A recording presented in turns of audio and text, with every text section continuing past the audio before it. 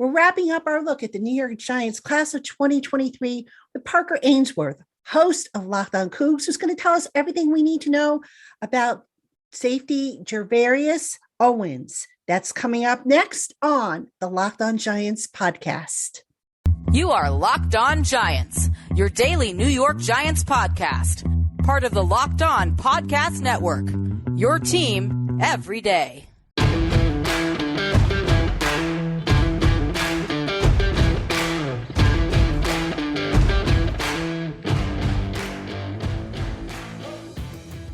Hello, New York Giant fans, and welcome to a new edition of the Locked On Giants podcast, part of the Locked On Podcast family, your team every day. My name is Patricia Traina, and a special shout out to all my everydayers who are back for another episode. And to those who are new to the Locked On Giants podcast, welcome on board. If you're new or if you're an everydayer, drop me a comment on the YouTube channel or send me an email. Let me know so I can give you a shout out because it is appreciated. And we have Parker Ainsworth, who is the host of Locked On Coogs. He's going to tell us about Houston defensive back Gervarrius Owens. So Parker, thank you so much for joining me on the Locked On Giants podcast. Thank you for having me, Patricia. Honestly, I'm excited that Gervarrius got in the draft. I'm glad to get to talk to you about him because that means good news for Gervarrius. Yeah, absolutely. And good news also for Houston. So let's get into it, Parker. I mean, let's start off with just a general overview. What can you tell us about Gervarrius? So he got to Houston after a stint at a small community college in northern Oklahoma. And he played a bunch of different positions in the back half of the defense in his time at Houston. And so for us, I would say he was versatile, right? Like he played some in the box safety, played some deep safety, played some corner over the time he was here. I have to say that one of the most impressive things to me is he was like, even when he played corner, he really, really enjoyed hitting people in a way that it can be frightening at times. But I think that's like, frankly, the tenacity and versatility has got to be like the two big things I would take away with watching him and projecting him to the NFL. I know that because of that versatility, he can kind of be a tweener, and that's why he's a 7th round pick and not a 1st round pick, right? But I would say he was versatile for us, and then, like I said, he really likes to hit people. Let's back up a little bit. What kind of defensive scheme did they play down in Houston, and what was his role in that defense? So a lot of 4-2-5. I frankly say a lot in college football with the spread, right? And in his earlier days, he would have been more of an in-the-box type of safety, near line of scrimmage, again, because he does like the hitting aspect of the game. And, he would be more involved in the run game and more involved in stopping the run and that kind of stuff. And then this season, just with the exodus of a couple corners in the NFL last year, I mean, Marcus Jones, right? Like guys that are making an impact in the NFL, they asked him to move out to the outside and play corner his senior season. And he's still like, in run heavy situations, they'd rotate him down close to the box and pull someone else in. But he was really kind of asked to do that kind of just to help the team out this year. I could see him being involved schematically at the next level at a couple different spots, but for Houston in that 4-2-5, he had a lot of success in and around the box as a safety. And then on the corner spot, he did typically have like a lot of one-on-one type situations. He didn't have a whole lot of safety at the top and that kind of stuff in the 4-2-5. I think that's probably why he's going to be an NFL player, right? That's like why a team like that drafts him. You want guys and go one-on-one, but I wouldn't have projected that a year ago if you'd have told me he's going to play corner. So it was a nice surprise, to say the least. And of course, the Giants could use versatility in the defensive backfield. They like those guys who could play in the slot, who could play down in the box. If they can play deep, even better. Now, what specifically, when you look at Gervarrius' game, where are his strengths and where does he still need some refinement? So like I mentioned, he loves the contact part of the game. And I think that is what makes him, maybe even his own special teams somewhere like that, right? Just a very quick, a guy that you just kind of want on your team. He, to me, does a great job of tackling the ball. And I say it like that because I think when I say go for the ball, people assume he's like risky and a gambler. And that has a negative connotation I think I don't want to give the guy. But he tackles the ball really well and forces fumbles. And then I would also say something he's really good at is like coming downhill and playing the run. All kind of ties together, right? All those kinds of attributes, all the same. It's all the same kind of person. Things I think he needs to continue to work on. If he's playing more of a deep middle of the field safety, especially at the NFL level. Those guys have to have really fluid hips and open up really, really quickly.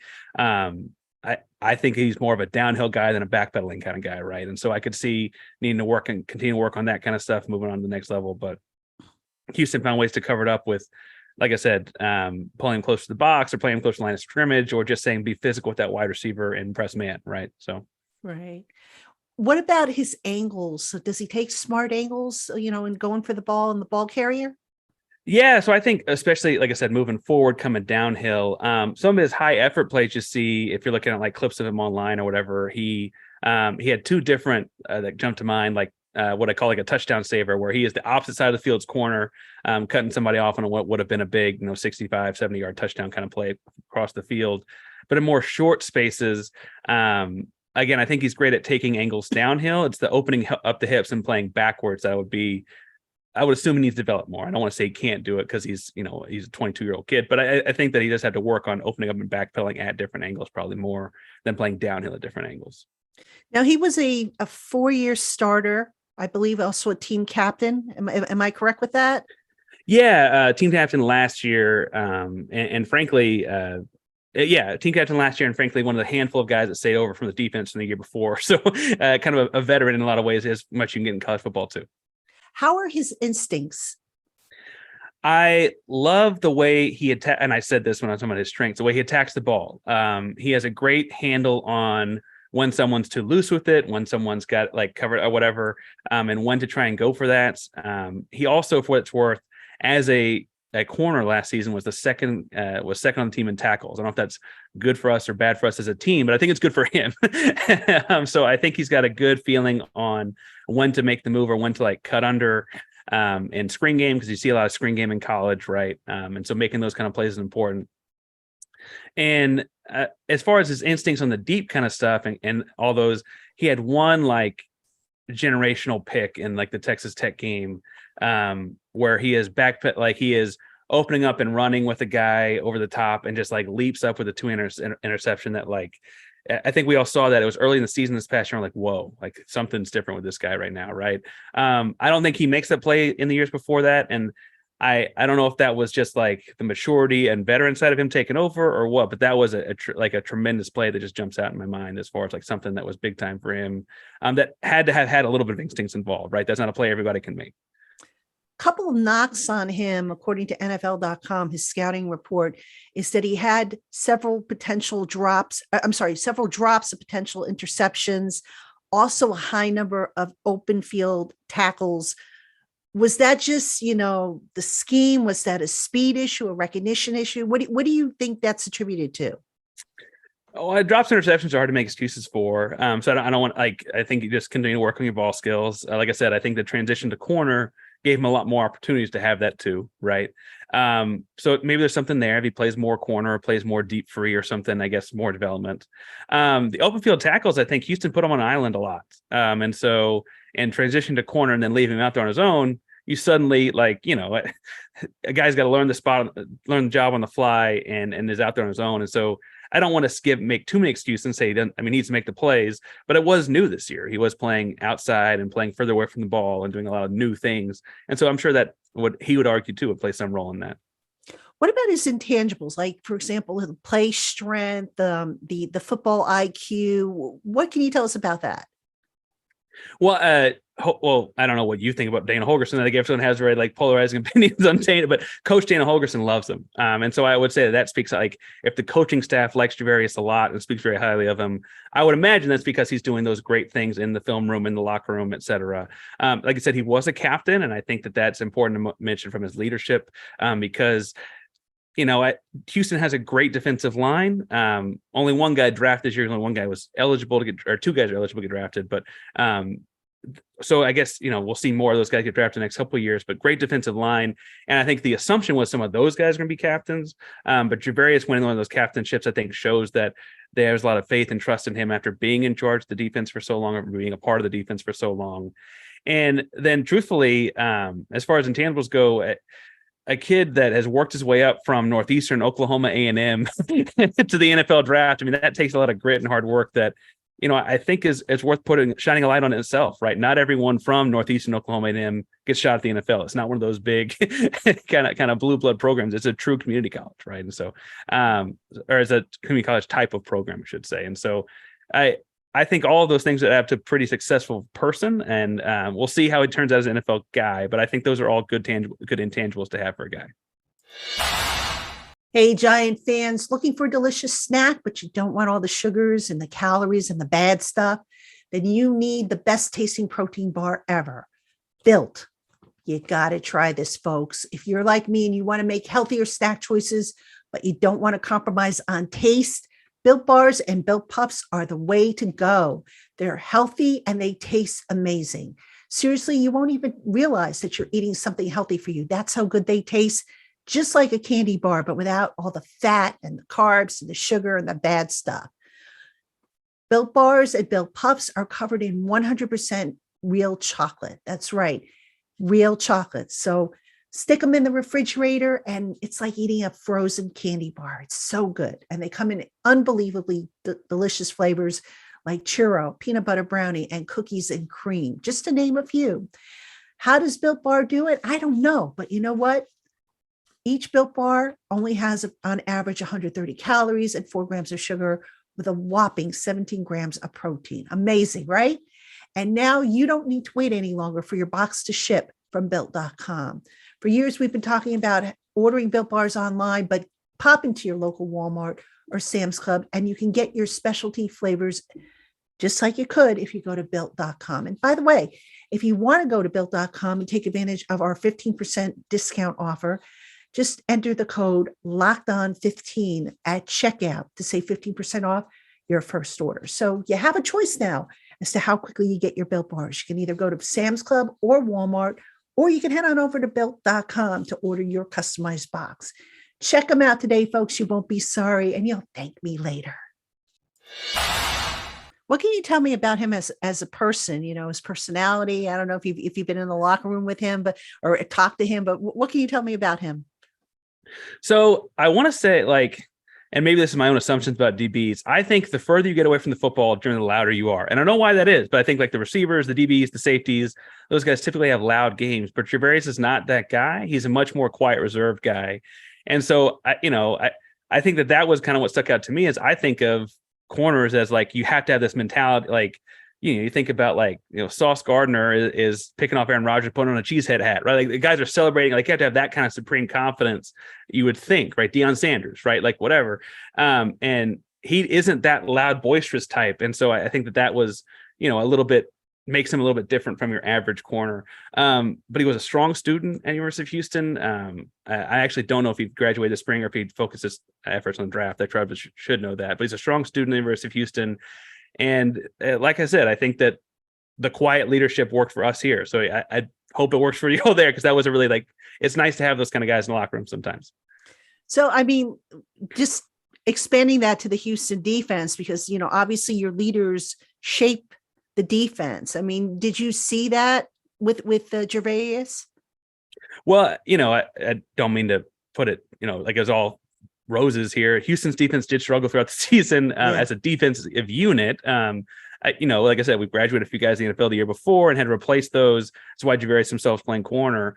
I will say though that having a 4-year starter out there as Gervarrius was fairly influential in that. As far as wanted a guy out there that was a common voice from the seasons before.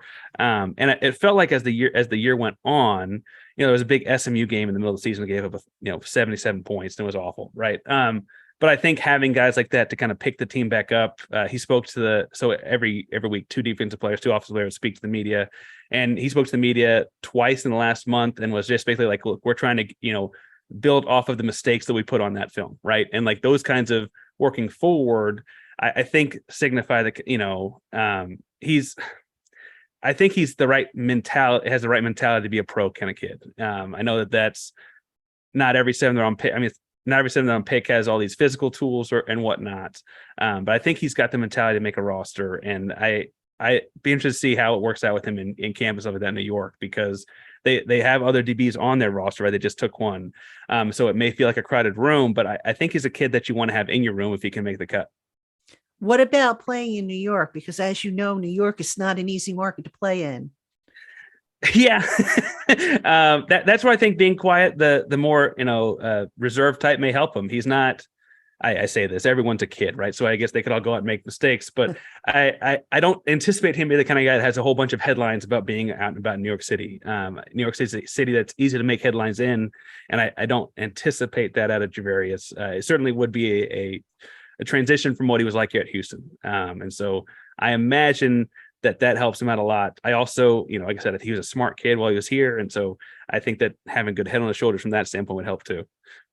You mentioned, you mentioned that he played special teams down in Houston? Yeah. So in his early, again, he started on defense as well, but in his early part of his career, when he was starting and rotating in and out with guys like Marcus Jones, he was playing some on the kickoff teams as well.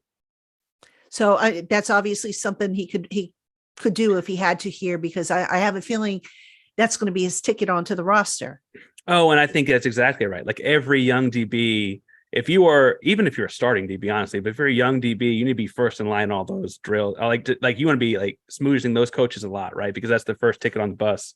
But I think that the way he plays aggressively downhill will translate well into the NFL level. Now, he hadn't played on special teams in Houston since his freshman year, right? Because his freshman year, he was kind of starting and rotating and then also played specials, and then became kind of important what we did. And we didn't want to put him on the field for extra risk, right? But he would still be out there for the occasional onside kick kind of stuff when it was important. And I have to imagine that the same kind of tenacity he played with on a inside zone play from the safety spot would be very much appreciated somewhere flying down the field on the kickoff, right?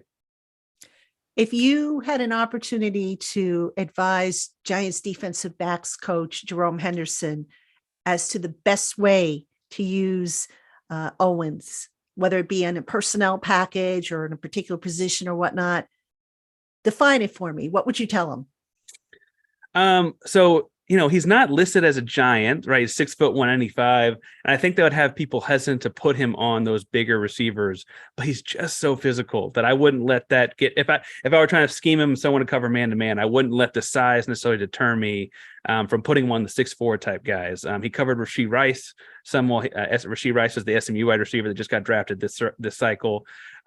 He's covered big guys at Texas Tech. I wouldn't let size intimidate me. And then I would also, frankly, like I said, if I could find ways to get him in more of a nickel package somewhere close to line of scrimmage, because he's going to help in the run game if you give him a chance, right? That doesn't look at the same kind of sexy vibe in the 7-on-7 kind of atmosphere that a lot of football practice can go, but he's going to go hit somebody in the inside run drill if you let him. Yeah, that is a reputation he comes with, as being a big physical hitter. When he hits you, you feel it, and and you can feel it a couple of pounds over too. For sure. And then finally, Parker, what's something, if I were doing a human interest angle story on him, what's something that you think might be, worth pursuing with him? Well, one thing so he is originally from Greenville, Mississippi, and then grows up some in Atlanta, but then goes to high school in a small town in Oklahoma. And then he actually does a summer at Kansas State before going to Oklahoma A&M, or Northeastern Oklahoma A&M. That's a lot of movement before he got to the University of Houston. And, it just always is kind of tagged in as part of his journey. And, it's weird to be a journeyman by the time you're 18 years old. And so what is that like for a kid that is now living in the Big Apple, right? There's a lot of South, a lot of Southern, a lot of movement in the South. And then to go up and live in the Big Apple, I think would change, what does he bring from that journey with him? Because it is different. A lot of these kids, especially in the NFL now, that go to high school football factories and stuff like that. He's not that kid by any stretch. And so what does it look like for a kid like Gervarrius moving up to the Big Apple and into the next level? Well, chances are he'll probably live in the Jersey suburbs, which, northern Jersey, which is in the shadows of New York. But, maybe as he grows in his career, he'll eventually, make this trip across the river. But most of those rookies, they stay close to the stadium because they don't want to venture too far out of the range, which is good. It's not too bad living in Jersey. I live in Jersey. It's not that bad. So, I'm familiar with New York City enough, but I'd imagine that's also a little bit less trouble in North Jersey than it is in the city itself. Depends on what part of the state you go to. There are certain parts that I don't think I would want to visit if I didn't have to. So I won't name any cities because I don't want to offend anybody, but there are some that I'm like, I don't think I want to go there. But anyway, final question for you. What is something else that we haven't talked about Owens that, Giant fans should know about him? Interesting. So if I'm looking at Gervarrius and I'm looking at like getting to know the guy, I mentioned the traveling around and this and that and the other piece. I'm looking at a guy that also, honestly, in transition to the NFL that I don't think anyone a year ago would have thought was an NFL football player. And I don't mean that to say that he couldn't be. And obviously they drafted him to become one. But a year ago, we're talking about a guy that was a 6 foot, 180 pound, 185 pound strong safety, right? like those guys are not typically strong safeties. And so in transitioning to this, he's put on some good weight. He played a new position and those kinds of things. Like, be patient because he really did just kind of turn into this guy or just turn his body into this guy. He's always hit. He's always played the run. He's always done those things, but turning himself into a new position, all that, I think takes a lot of work and it might be a process with him. And I think that's just kind of one of those things that you could be rewarding in 18 months or 2 years, right? Yeah, definitely. Listen, I want to thank you for coming on and giving us some background about Gervarrius Owens. Again, he is the Giants' 7th round pick, the second of their 2 7th-round picks out of Houston. Folks, you can catch Parker on the Locked On Coogs podcast. It's part of our college network. So please support our college hosts. They do such a great job. And they don't just talk about football. They talk about all the college sports within their school. And they're really, fun to listen to. I mean, they're the people you want to go to, whether it's baseball, hockey, whatever sport it is, they got you covered. So Parker, I want to thank you for coming on. Giant fans, stay tuned. We've got one more segment to do, and that's coming up right after this. All right, Giant fans, welcome back to the Locked On Giants podcast. I'm your host, Patricia Traina, and I hope you enjoyed the interview with Parker Ainsworth. That concludes our reaching out to the college hosts about the Giants draft picks, and hope you found the interviews that we ran over the last week and a half or so very useful.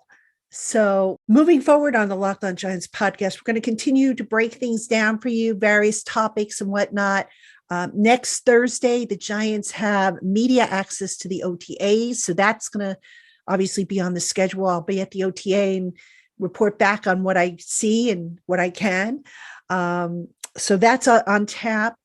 Also, still no word yet on a live show. I haven't heard back from Tana or Dog, but I'm on that. Trust me, I'm working to put something together on that. And of course, I also want to do a Q&A, just a total mailbag show with all you guys, because, I've been doing little bits and pieces here and there, and, it's great, but I just want to devote an entire show to you guys and gals. So if you have questions, send them in to me, lockedongiantspodcast@gmail.com. You can tweet them at Patricia_Traina, Traina, with the hashtag AskPTrain. One other housekeeping note before I get into this next segment here. I'm going to have an announcement probably by next week. I'm really excited about this announcement. It's a new feature that I'm going to be adding as part of my coverage with Locked On Giants. And I know some of you have asked me for this particular feature, and we're finally going to be able to bring it to you. So that is coming up at some point, probably next week. I'll break that out for you. So can't wait to share that piece of news with you. I get so excited when I have these new features and stuff that I know you guys asked for, and stuff that I look forward to bringing, because anything that connects me more to you guys and gals, is important to me. So anyway, speaking of connecting, let's talk. We have a few questions here. We have 3 questions that I want to answer on this segment to close out the show. The first question comes from Jim T, and he asks, who do you think the breakout candidate on the Giants is? Jim, I'm going to give you, even though I know a breakout candidate should already have been on the roster, I think a guy who I'm looking towards to be a breakout candidate for this team is going to be receiver Jalen Hyatt. As we know, as of right now, the Giants don't really have a number one receiver. I think Hyatt can push to be that guy. I think Hyatt, they'll probably start him off in a limited role, but he'll probably work his way up the chain, so to speak. That's the guy I'm looking at for a breakout season. Just a gut feeling. Now, as I go through OTAs and the mini camps and training camp, maybe I change my mind on that, but just something about Jalen Hyatt's game. I've been going back, looking at film, reading scouting reports, just reviewing my notes on what I, took, what little I was able to get from the rookie mini camp. And there's just something about his game that just, I don't know, just draws me to it and makes me think that he's going to be a breakout candidate for this team this year. So we'll see if I'm right. Certainly the Giants can use him if he is the breakout candidate for them. All right. The next question we get comes from Mike C., who asks, who is your choice for the biggest underrated guy on this roster? This one was a tough one. But after thinking it through, the biggest underrated guy under the radar guy on this roster, I think, A'Shawn Robinson. The Giants really haven't had a big-bodied guy that can eat blocks, double team blocks in the middle of their defense. Dexter Lawrence can do it, but after Dexter, they haven't really had it. They tried it with Danny Shelton. They tried it with Justin Ellis. They haven't really had it. And just, I don't know, something about A'Shawn Robinson, I just think it's going to make such a difference, now that they have that depth in the middle there. And just him being a space eater and a plugger, it's just going to make such a difference for that defense. And that's what I see as being the thing to keep an eye on. So if I had to pick a guy who I think is flying under the radar, even though, A'Shawn Robinson has been around a while, he would be my choice. So thanks for the question. And then finally, we have a sort of non-football question. It's kind of a fun question. I like to get these fun questions every once in a while because I am so much more about football. This one came from Mandy Z. And Mandy said, if you could not cover pro football, what sport would you like to cover? That's an easy one for me, Mandy. I'd want to cover hockey. I'm a big hockey fan. I don't get to follow hockey as much in season. So I would love to cover hockey. I just, something about the game. I've always liked the game. I'm not much of a basketball fan, but hockey, I absolutely love. And it's funny because growing up, I always initially wanted to be a baseball reporter. And that, I don't know what snapped me out of it. I think it was maybe the strikes that they had back in the 80s. But I gravitated away from baseball. I still am a baseball fan, but probably not as much as I am a hockey fan. I just find hockey to be very, very enjoyable. And let's see, there's a second part of your question here. You ask, if you couldn't cover sports, what would you want to cover? That one's easy too. I probably would want to cover music, bands and musical acts and stuff like that, because I'm a music fan. I make no attempts to hide that. I'm a big music fan. I like classic rock because I grew up in the 70s. So I remember all the great bands of the 70s going into the 80s and whatnot. And I can't say I studied music, but I remember a lot of those songs. I know a lot of those songs by heart. I play some of those songs on my guitar. And I would just, maybe if I couldn't do sports, I'd want to do music. I'd want to cover, concerts and bands and stuff like that, because I like that stuff. So, I believe that if you're going to do something in life, try and align it with something you enjoy doing. So that's something I like doing. But make no mistake, Mandy, I love doing football. I hope to do football for many more years till I retire, whenever that might be. And I have no intention of going anywhere as far as, covering the Giants goes. So That's my response there. So, all right, everybody, that's going to do it for us here on the Locked On Giants podcast. Again, thank you so much for tuning in. As always, make sure you keep it here. I'll keep you posted over on YouTube as soon as I find out when we're doing a live show. Get your questions into me if you want to do a full mailbag. Otherwise, I'll just keep planning new shows for you and hope you will tune in. So until next time, thank you so much for making us your first listen of the day, or if watching on YouTube, your first watch of the day. Special shout out to my everydayers and a big hello to all my new people who have tuned in. We will see you tomorrow, Giant fans.